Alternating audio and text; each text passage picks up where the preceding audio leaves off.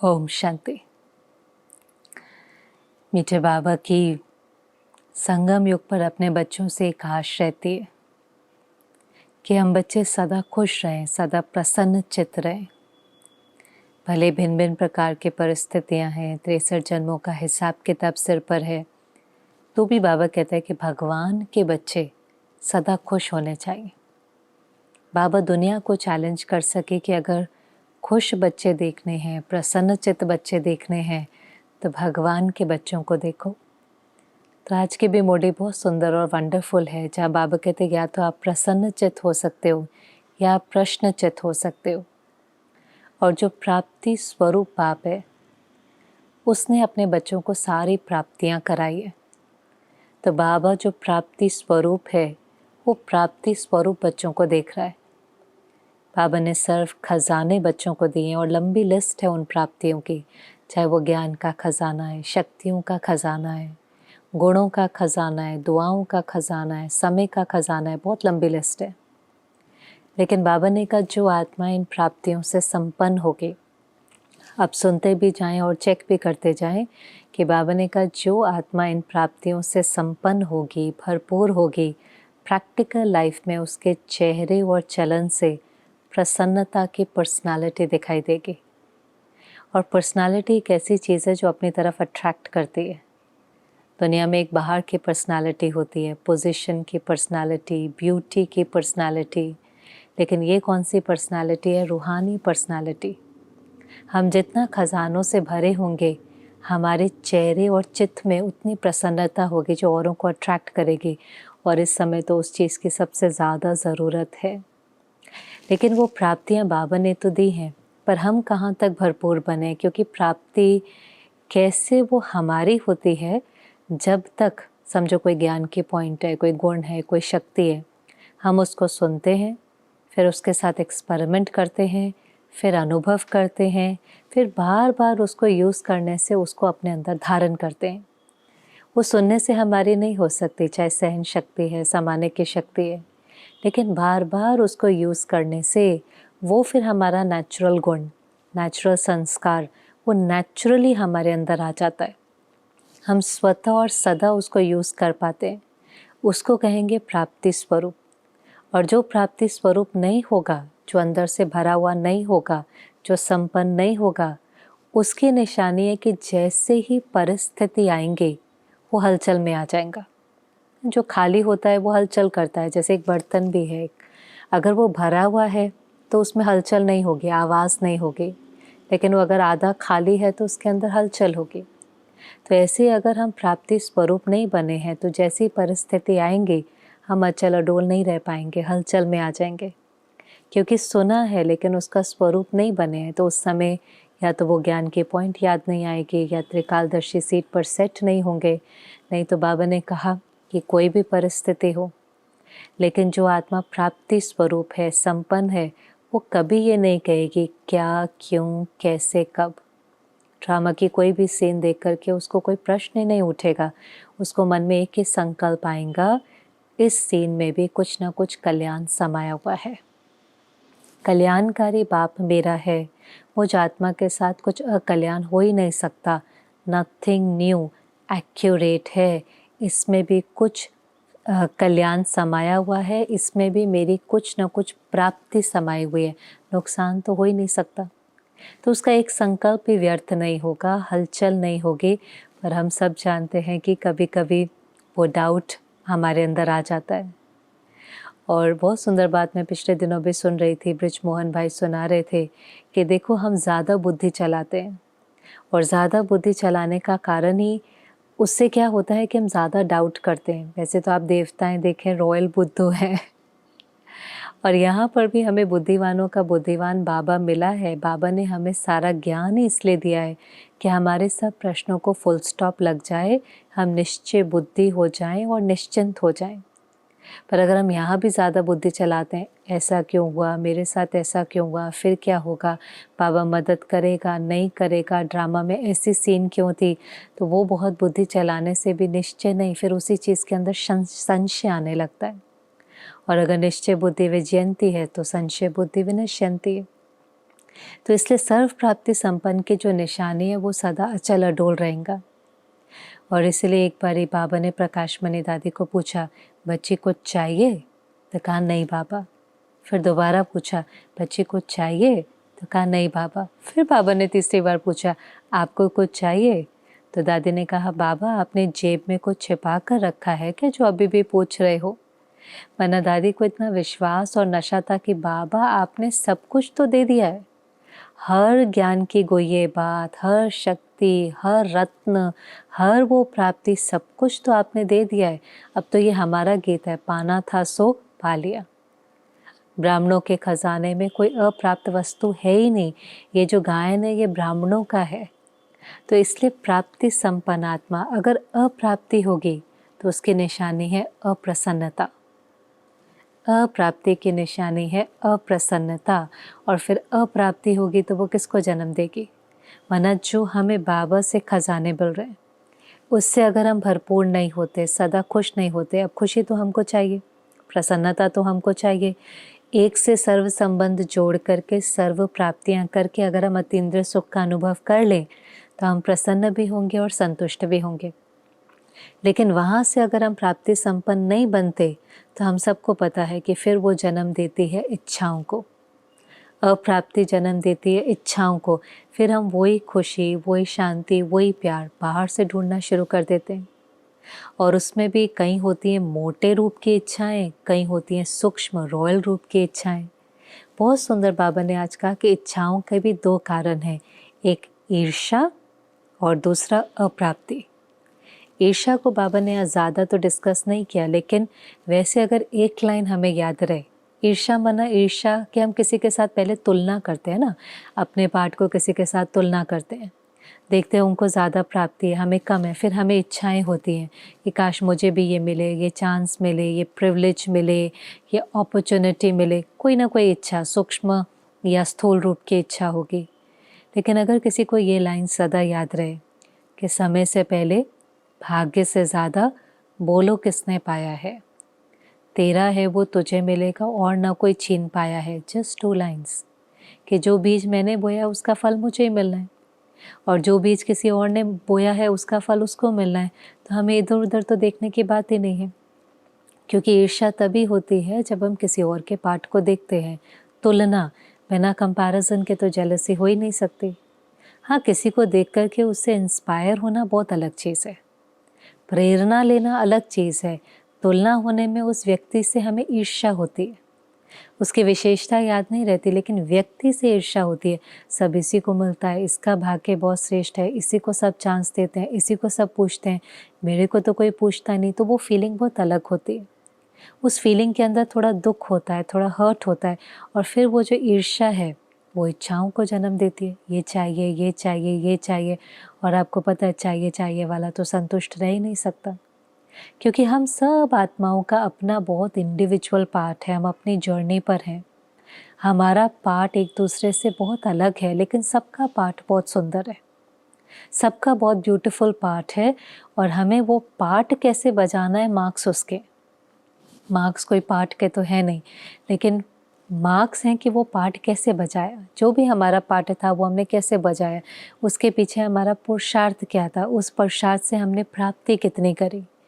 तो वो एक चलो अलग चैप्टर है कि ईर्ष्या भी बहुत इच्छाओं को जन्म देती है। लेकिन आज जिस पर बाबा का फोकस था वो था अप्राप्ति। अगर बहुत अप्राप्ति है, बाबा से सर्व संबंध जोड़ करके सर्व प्राप्तियाँ नहीं करी हैं, तो फिर वो अप्राप्ति भी इच्छाओं का जन्म देती है।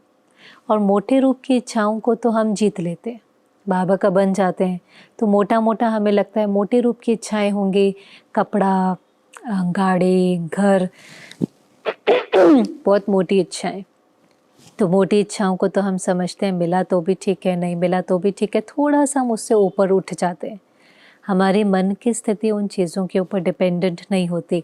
कहाँ तक हम उससे भी ऊपर उठें वो तो हर एक को अपनी चेकिंग करनी है। लेकिन फिर आ जाती हैं बहुत सूक्ष्म रूप की इच्छाएं। वो सूक्ष्म रूप की इच्छाएं जो होती हैं वो आत्मा को सुख प्राप्त कराती हैं। होती वो इच्छाएं हैं, होती वो डिपेंडेंसीज हैं। कोई भी आधार आज लेंगे तो डर लगेगा कि वो छूट ना जाए, आज नहीं तो कल वो छूटना भी है। लेकिन क्योंकि वो टेम्प्ररी खुशी की प्राप्ति कराती है, प्रसन्नता की प्राप्ति कराती है, तो हमें उस चीज़ की आकर्षण होती है। और हम सबको पता है कि वो रॉयल इच्छाएं कौन सी हैं। बाबा ने कहा और ही उन रॉयल इच्छाओं का आधार सेवा है। अब सेवा जो कितनी निस्वार्थ भावना से होनी चाहिए, जिसमें कितनी बाबा की याद होनी चाहिए, उस सेवा को हम आधार बना लेते हैं नाम मान शान के लिए। वो सेवा तो कितना सब्जेक्ट ही है कि हम आगे बढ़ें, लेकिन वही सब्जेक्ट हमें कभी कभी गिराने के निमित्त बन जाता है, क्योंकि सबसे ज़्यादा मैं मेरापन इस सेवा के सब्जेक्ट में ही आता है। एक्चुअली में पहले जब ये सेवा का सब्जेक्ट शुरू हुआ, ये 4th नंबर था। दादियाँ आई, तपस्या करी, भट्टी करी, ज्ञान योग धारणा से संपन्न थी, सेवा की फील्ड में उतरी सिर्फ देने के लिए, कुछ चाहिए नहीं था। बहुत अंदर में याद था कि करन करावनहार बाबा है, मैं निमित्त आत्मा हूँ और बाबा से जो मिला है वो मुझे सबको देना है, तो लेने की वहाँ पर कोई बात ही नहीं थी। लेकिन बाद में जो ग्रुप आते चले गए, उनका ज्ञान योग धारणा का सब्जेक्ट बहुत पावरफुल नहीं था। वैराग्य त्याग तपस्या की भूमि पक्की नहीं थी और सीधा सेवा पर उतर गए। तो अंदर से भरे नहीं थे, तो अपने को भरना कहाँ से शुरू कर दिया? सेवा से। क्योंकि वैसे भी आधा कल्प की आदत है कि हम कुछ करने से कुछ प्राप्त करते हैं। हमें ये याद ही नहीं रहता कि हम ह्यूमन बीइंग हैं, हमें लगता है हम डूइंग है। तो अचीवमेंट से हम कुछ ना कुछ प्राप्त करते हैं। दुनिया में भी ना, कोई किसी कंपनी में है, कोई जॉब करता है, तो कहीं नाम मिलता है, कहीं अवार्ड, अप्रिसिएशन, रिकग्निशन, कुछ करने से हमें कुछ मिलता है। कभी कभी तो वो व्यक्ति इतना वर्कोहॉलिक भी बन जाता है, क्योंकि जब कुछ मिलता है, नाम है, मान है, शान, अप्रिसिएशन, अवार्ड, एक्नॉलेजमेंट, प्रमोशन, ज़्यादा धन, तो वो सब हमें टेम्प्ररी हाई का काम करता है, बहुत अच्छा फील कराता है, बहुत खुशी मिलती है, प्रसन्नता मिलती है, पर वो टेम्प्ररी होती है। पर तब तो हमें पता नहीं था, तो हम उस टेम्प्ररी से ही चल रहे थे।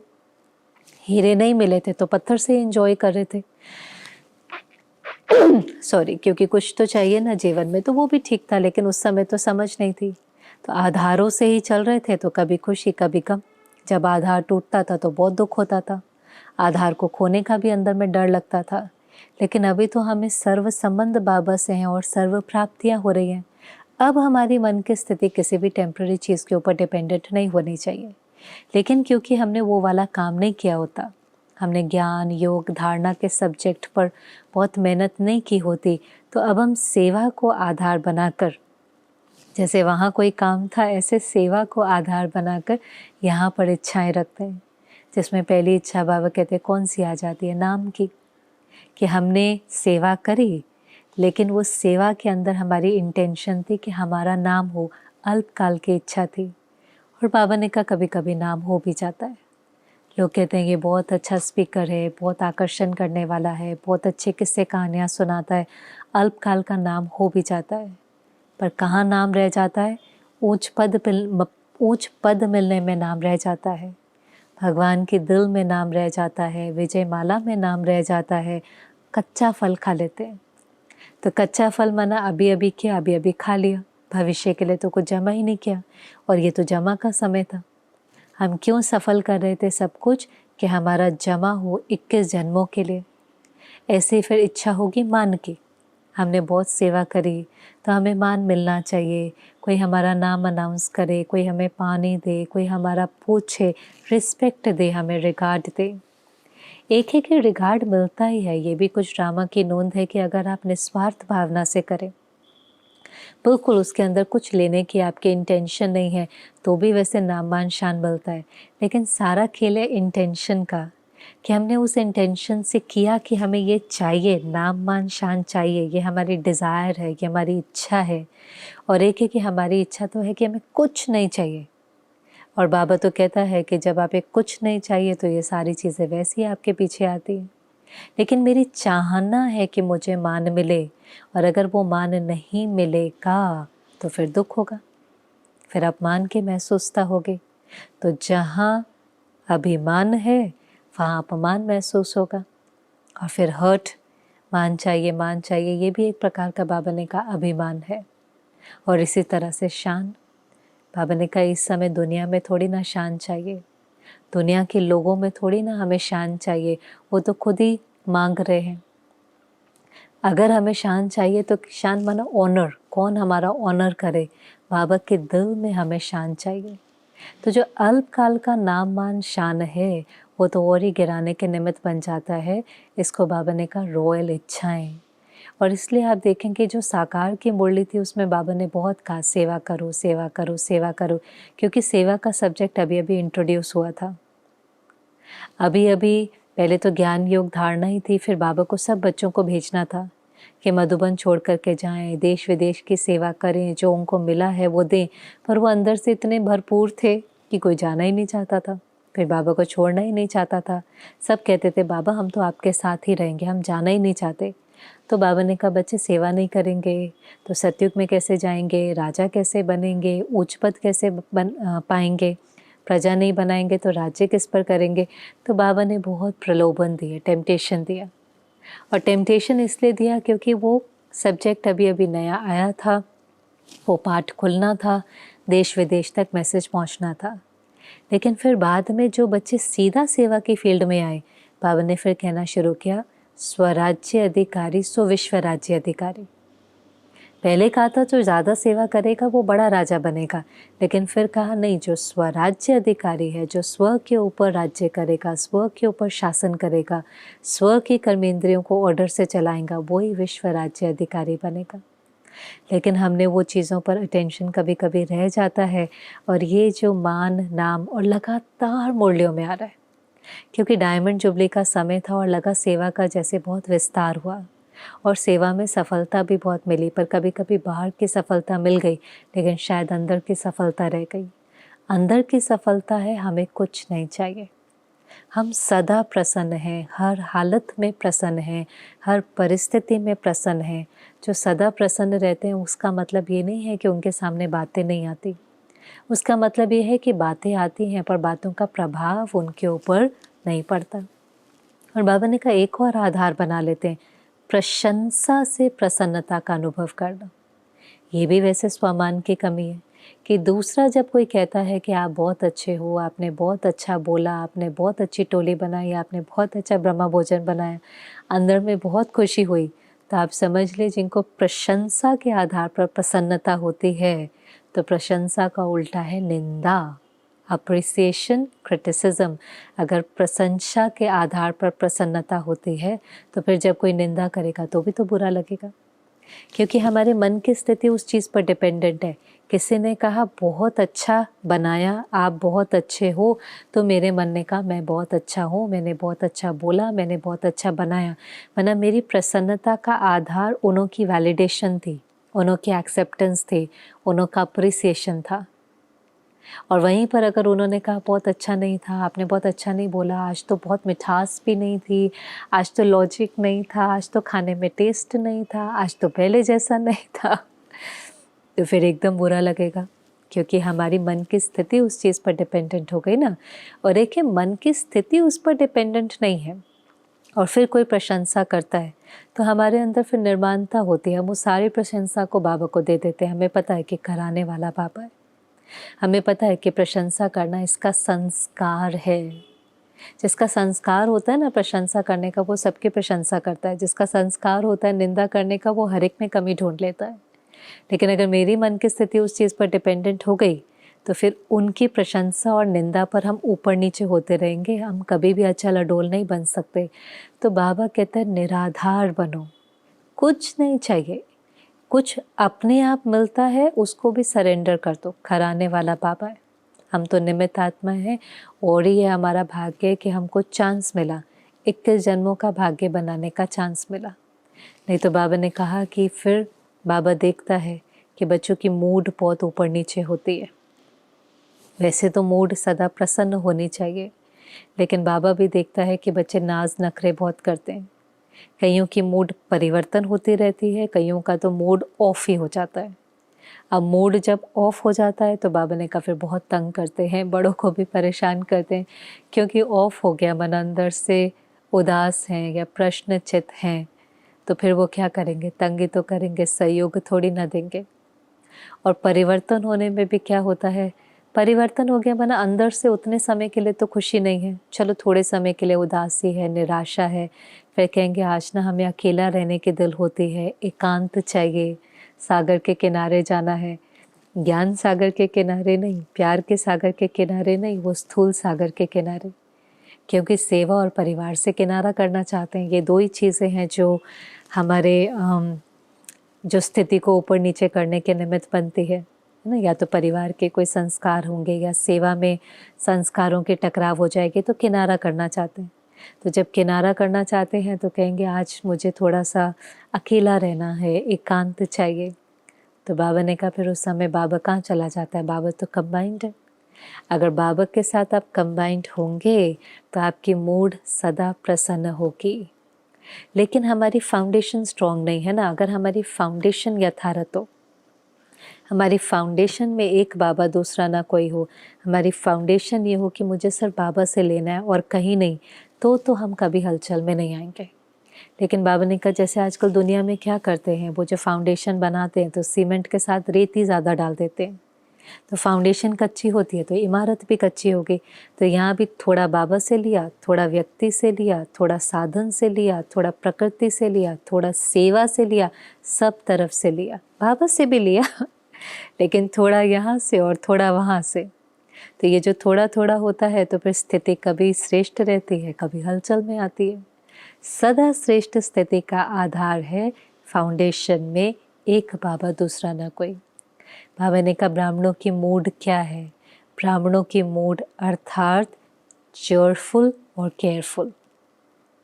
सदा चेयरफुल वही रह सकता है जो केयरफुल है।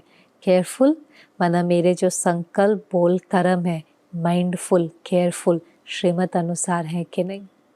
जरा सा भी संकल्प मनमत या परमत के आधार पर चला या बोल या कर्म हुआ फिर थोड़ी ना चेयरफुल रह सकते हैं।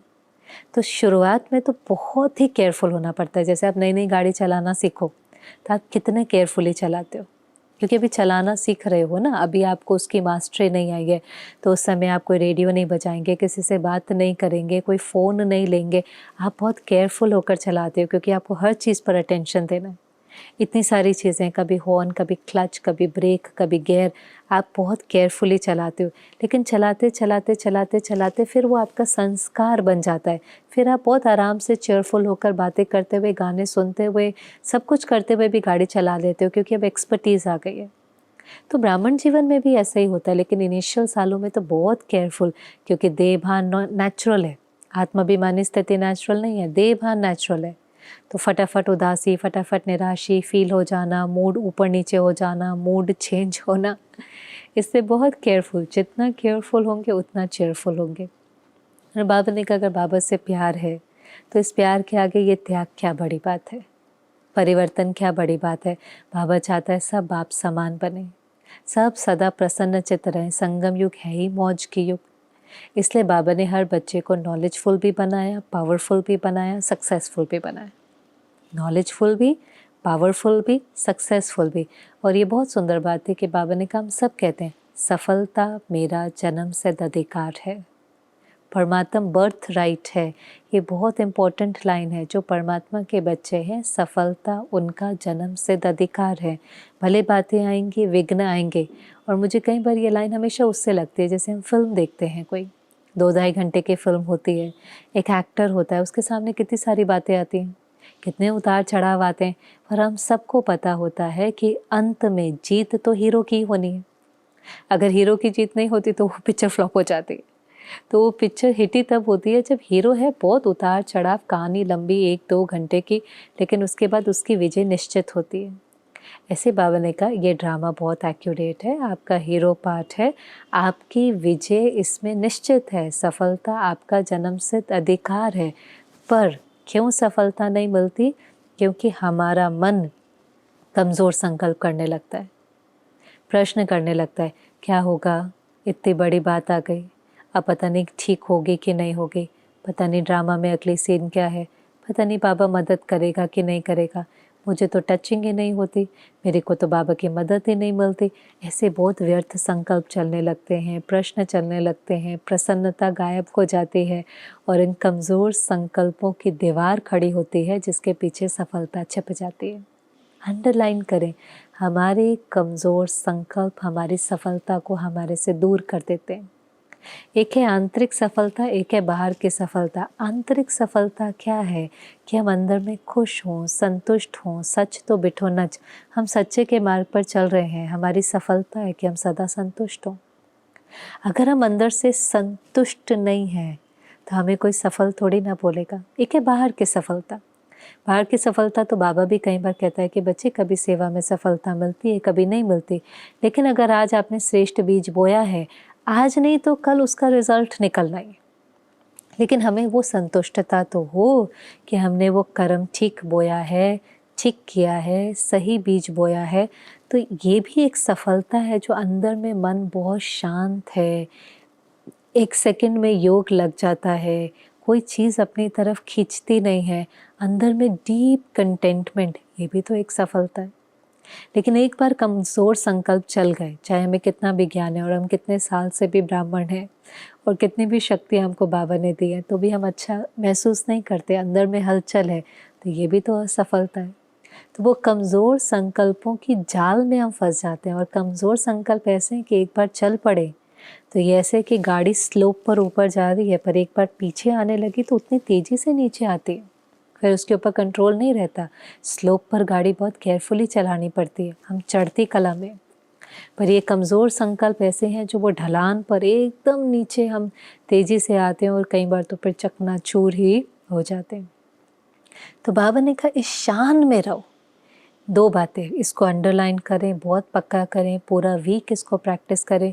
निश्चय बुद्धि विजयंती, बाबा ने कई बार कहा है, बच्चे के जीवन में बातें आएंगी, जैसे सागर में लहरें उठती हैं, लहरें आएंगी, पर बच्चे हमेशा सेफ रहेंगे। परिस्थिति आएंगी, लहरें आएंगी, विघ्न आएंगे, अंत तक आएंगे, पर बार बार मुरली में आता है ब्रह्मा बाबा के लिए भी, एक बल एक भरोसा, एक बल एक भरोसा, निश्चय बुद्धि विजयंती। और निश्चय के लिए फिर जहाँ निश्चय है वहाँ निश्चिंत होंगे, क्योंकि निश्चित विजय हमारी है। निश्चय ने निश्चिंत किया, निश्चित विजय हमारी। आप फेथ रखो, स्टोरी के एंड में विजय हमारी है। लेकिन वो जो जब तक वो पूरा होता है, जब तक वो जर्नी को एंजॉय करना बहुत ज़रूरी है कि संगम युग मौज में बीते, उस जर्नी को एंजॉय करना है। और इसलिए हमेशा हमने दादियों को देखा, बहुत हल्का देखा, उन्होंने जर्नी को एंजॉय किया। बातें आई, उन्होंने बाबा को ऊपर दिया, दिल से बाबा को याद किया, अपनी समस्या बाबा को सौंपी, खुद बहुत हल्के और लाइट रहे, क्योंकि कभी भी ये नहीं समझा कि हम कर रहे हैं, हम निमित्त हैं, कराने वाला बाबा है। इसलिए उस बोझ को महसूस नहीं किया। हम कई बार किसी बड़े को देखकर कहेंगे आप बहुत संभालते हैं, आपके बहुत सारे रोल हैं, आप ये भी करते हैं, ये भी करते हैं। वो हमें देख के कहते हैं किसने कहा हम करते हैं, क्योंकि उनको तो क्लियर होता है हम नहीं करते। वो कहते हैं हम नहीं करते, कहते नहीं हम देखते हैं आप करते हैं, कहते आप ठीक से देखते नहीं हो, हम नहीं करते हैं, हमारे द्वारा बाबा कराता है। और जिसका जितना निमित्त भाव होता है, बाबा उससे उतनी बेहद की सेवाएं कराता चला जाता है। तो ये एक चीज़, सफलता क्या है? सफलता हमारा जन्म सिद्ध अधिकार है, बस बीच में वाय नहीं आए, कमज़ोर संकल्प नहीं आए, उसके दीवार नहीं आए। और दूसरा बाबा ने सफलता किसको कहा? सफल करना सफलता है। ये तो बहुत वंडरफुल बात है, क्योंकि हमने सोचा था सफलता माना अक्वायर करना। कौन सफल है? जिसकी ये पोजीशन है, प्रमोशन है, बैंक बैलेंस है, गाड़ी है, बंगला है, जितना जितना मिलता गया हम कहते हैं सक्सेसफुल है, माना जो जितना अचीव करता है वो सक्सेसफुल है दुनिया के हिसाब से। बाबा ने कहा नहीं बच्चे, वो सफल नहीं है। सफलता उसको कहेंगे जो जितना ज़्यादा सफल करता है। सफल करना माना शेयर करना, चाहे वो धन है। अब देखो धन के लेवल पर तो हम सबको एक्सपीरियंस है कि दुनिया में पहले भी, ज्ञान में आने से पहले भी, जिसने कभी ना कभी अपना धन का दान किया है, डोनेशन किया है, तो उसको पता है कि जब भी किसी ने धन का दान किया है, जो फिलैंथ्रोपिस्ट होते हैं, उनका कभी भी घटता नहीं है, बढ़ता ही है।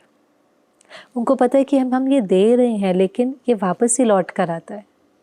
Every action as equal and opposite reaction.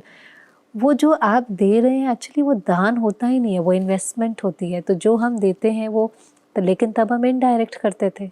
तो भी बाबा ने कहा किसी ने हॉस्पिटल बनाया, उसको अच्छी हेल्थ मिली, किसी ने धर्मशाला बनाया, उसको अच्छा घर मिला, किसी ने जो बनाया उसका रिटर्न तो बाबा देता ही है। इसलिए जब हमने धन दान किया तो भी हमने महसूस किया कि बड़ा ही, जिसको दिया उससे नहीं मिला, लेकिन ईश्वर की तरफ से मिला, कहीं ना कहीं से मिला, क्योंकि कर्मों की फिलॉसफी के अनुसार वो लौट कर आना ही था। अब बाबा ने कहा सब चीज़ दान करना शुरू करो, ज्ञान, गुण, शक्ति, समय, संकल्प। मनसा सेवा क्या है? श्रेष्ठ संकल्पों का दान, शुभ भावना का दान। दान करो। आप जिस चीज़ का दान करेंगे वो जमा होता जाएगा, जो सफल करेंगे वो जमा होता जाएगा, इस जन्म में भी मिलेगा। क्योंकि जो चीज़ आप सफल करेंगे ना, उसका प्रत्यक्ष फल आपको खुशी और शक्ति मिलेगी। आप जैसी कोई चीज़, समझो हम ज्ञान भी किसी को सुनाते हैं, तो सुनाते समय भी हमें बहुत खुशी होगी और सामने वाले की दुआएं हमको मिलेंगी। दुआएं हमारी कैपेसिटी को बढ़ा देती हैं। हम कई बार कहते हैं हम ज्ञान दान करेंगे तो हमारा ज्ञान कैसे बढ़ेगा। एक्चुअली जब हम ज्ञान का दान करते हैं तो जिसको हम ज्ञान का दान करते हैं उसका जीवन बदल जाता है, वो दुआ देता है। दुआएं हमारी शक्ति को बढ़ाती हैं, हमारी कैपेसिटी को बढ़ाती हैं। अब जब दुआ हमें मिलती है तो हर रोज़ बाबा कहता है आपका पुरुषार्थ और सहज हो जाएगा, हमें और कोई ये बातें समझ में आने लगती हैं। नहीं तो मेरे पास जितना ज्ञान है उतना ही मेरे पास रहेगा, पर जब हम शेयर करते हैं, दुआएं मिलती हैं, कैपेसिटी बढ़ती है, बुद्धि और पवित्र होती है, और कोई ये बातें समझ में आती है और हमें उसकी डेप्थ समझ में आती है। ऐसे आप कोई शक्ति को बार बार यूज़ करेंगे, वो शक्ति बढ़ने लग जाएंगी। तो प्रत्यक्ष फल भी मिलता है, खुशी मिलती है, शक्ति मिलती है, आत्माओं की दुआएं मिलती हैं, और भविष्य फल तो है ही। जो बाबा कहते हैं ये तो 21 जन्मों का जमा होता है, वहाँ पर तो आपको कोई कमाई करने की ज़रूरत है ही नहीं। वहाँ तो ये जो आपने कमाई की है उसके आधार पर आप मौज से रहते हैं। तो फ्राक दिल होकर के सफल करो। ये हमें दुनिया से अलग बनाता है, क्योंकि दुनिया तो आजकल छोटी सी बात भी किसी के साथ शेयर नहीं करना चाहती। किसी को आप कहेंगे ना अच्छा ये चीज़ आपने कैसे बनाई, तो उतना भी शेयर नहीं करना चाहते। सोचते हैं मैंने अपनी सीक्रेट इसको बता दी तो कहीं ये मेरे से आगे ना निकल जाए। पर बाबा का लॉ क्या है? आगे बढ़ाने वाला आगे बढ़ता है। तो अगर मैंने सब कुछ इसको बता दिया तो चलो मैंने अपनी सीक्रेट इसको बताई, ये मेरे से अच्छा खाना हो सकता है बना ले, पर इसके दिल की जो दुआ मुझे लगेंगी वो मुझे आगे बढ़ा देंगे। तो दुआओं कमाने का साधन है सफल करना। बाबा ने कहा ये वर्षा भी है, ये वरदान भी है, ये आपके जीवन का वर्षा भी है, क्योंकि ये सब खजाने मिले तो बाबा से ही है ना। ये हमारा जन्म सिद्ध अधिकार था, वर्षा, वर्षे में हमें मिला है, और वरदान भी है। तो वरदान जब औरों के साथ बांटेंगे तो उनकी दिल की दुआ लगेगी। इसलिए अंदर में पक्का करें, शेयर करना। कभी ऐसा नहीं सोचे मेरे पास समय नहीं है। बाबा ने कहा अगर आप अपना समय औरों के पुरुषार्थ को बढ़ाने में लगाएंगे तो आपका पुरुषार्थ अपने आप हो जाएगा। जो भी चीज़ आप औरों को, आजकल बच्चे हेल्प नहीं करना चाहते एक दूसरे को। कंपटीशन ऐसा हो गया है कि कोऑपरेशन ख़त्म होता जा रहा है, लेकिन कोऑपरेट करने से जो दुआ मिलेगी वो आपको नंबर 1 ले जाएंगी, ये भूल जाता है।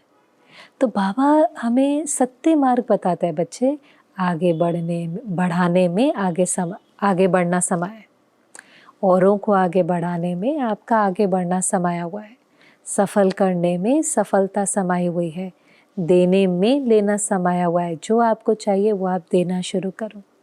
तो ये भी बाबा ने कहा बच्चे सफल करो, इससे आपको सफलता मिलेंगी। और लास्ट में तो फिर बाबा ने यही कहा कि बच्चे ये सीज़न का लास्ट टर्न है तो क्या करना है। जैसे यज्ञ करते हैं तो लास्ट चीज़ क्या होती है? स्वाहा।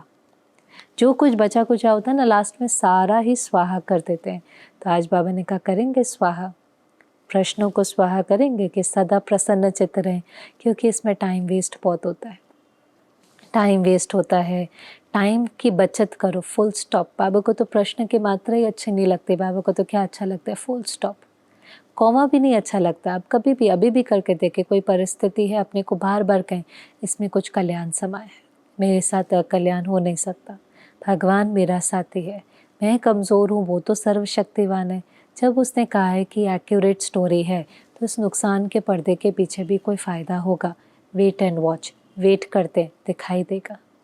और हम सबके इतने सारे अनुभव हैं कि लास्ट में हमें उसका कल्याण दिखाई देता है। बस ज़रूरी है कि अब हमें जर्नी को एंजॉय करना है, हमें समय वेस्ट नहीं करना, हमें संकल्प वेस्ट नहीं करना, हमें वही समय शक्ति बाबा की याद में और निस्वार्थ सेवा में बितानी है। तो बाबा ने कहा करें स्वाहा। बाबा ने सबको 1 मिनट दिया, जो जो प्रश्न है सोच लो, उन सबको स्वाहा करो और अंदर में संकल्प करो सदा प्रसन्न चित्त, सदा खुश। क्योंकि जो प्रसन्न आत्मा होती है उसके पास सबको जाना बैठना अच्छा लगता है। इतना अट्रैक्टिव पर्सनालिटी होती है कि उसके साथ बैठने से कमज़ोर आत्मा के अंदर भी ताकत आ जाती है। खुश रहना बहुत बड़ी सेवा है। जो खुश रहते हैं वो मनसा सेवा भी करते हैं, वो कर्मणा सेवा भी करते हैं, वो वाचा सेवा भी करते हैं, क्योंकि उनकी स्थिति सेवा करती है, उनके संकल्प सेवा करते हैं, उनके वाइब्रेशन सेवा करते हैं। वो इतनी ब्यूटीफुल वाइब्रेशन लेकर के चलते हैं कि वो जिस वायुमंडल में जाते हैं वहाँ का वायुमंडल बदल जाता है और उस वायुमंडल में रहने वाले आत्माओं को बहुत अलग शक्ति महसूस होती है। हमारी प्रकाश मणि दादी थी, इतना पावरफुल दादी का ऑरा और वाइब्रेशन होता था।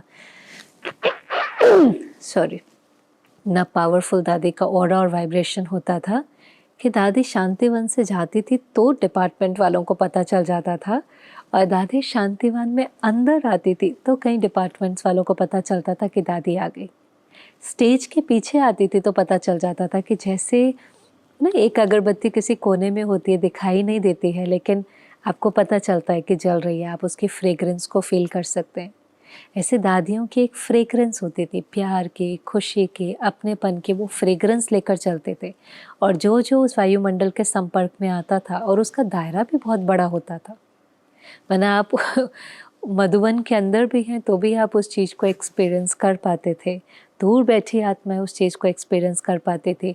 जो खुश व्यक्ति है उसके साथ सब रहना चाहते हैं, और जो खुश नहीं है, जो सारा दिन प्रश्न करता रहता है, सब उससे दूर भागना चाहते हैं, क्योंकि उनकी एनर्जी भी डिप्लीट हो जाती है।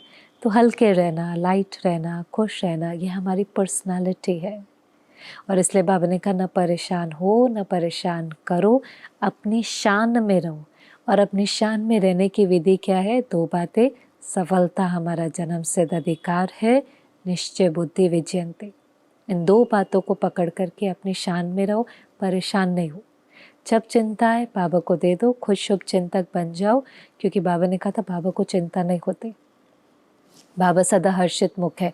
आप बाबा को दे दो और आप खुद बिल्कुल उससे डिटैच हो जाओ, बाबा की याद में मग्न होकर मौज में संगम युग बिताओ। भले प्रैक्टिस है, पर क्यों नहीं हम ये प्रैक्टिस करें?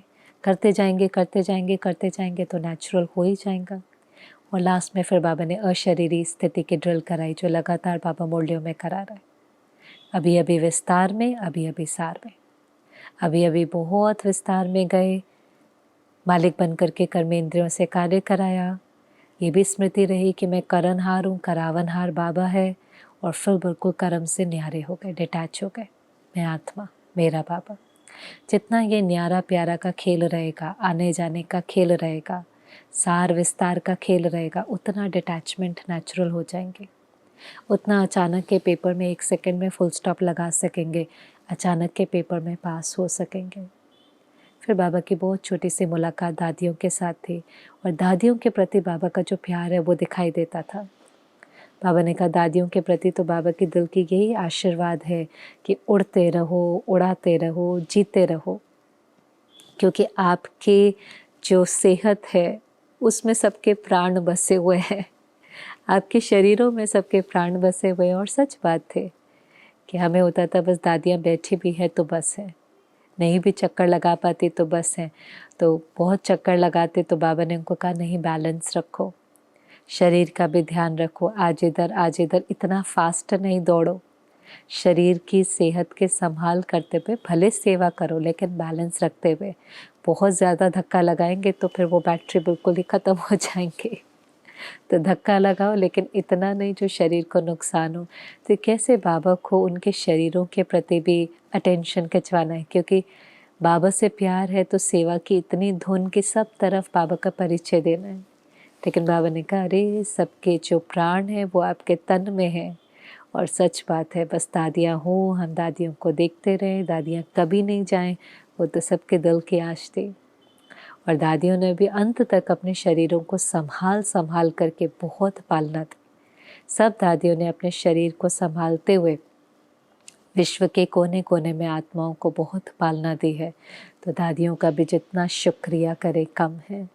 तो बहुत सिंपल मुरली थी, पर मैं समझती हूँ सार में एक तो प्रसन्न चित्त रहना है, रॉयल इच्छाएं नहीं रखनी है, हर परिस्थिति में अचल अडोल रहना है, सफलता हमारा जन्म सिद्ध अधिकार है, निश्चय बुद्धि विजयंती, सफल करने में ही सफलता समाई हुई है। तो ये मोल्डे के कुछ की पॉइंट्स थे। बाकी जो पॉइंट आपको अच्छा लगे वो सारा दिन आप स्मृति में रखें, उसको डायरी में लिखें, कमेंट सेक्शन में लिखें, बार बार उसको रिपीट करें, क्योंकि चिंतन से स्मृति बनती है, स्मृति से स्थिति बनती है, स्थिति से वो कृति में आता है, फिर वो हमारी सृष्टि बनती है। इससे बहुत ज़रूरी है कि वो चीज़ हमारी स्मृति में रहे, भले चाहे वो एक पॉइंट पे है। अच्छा, ओम शांति।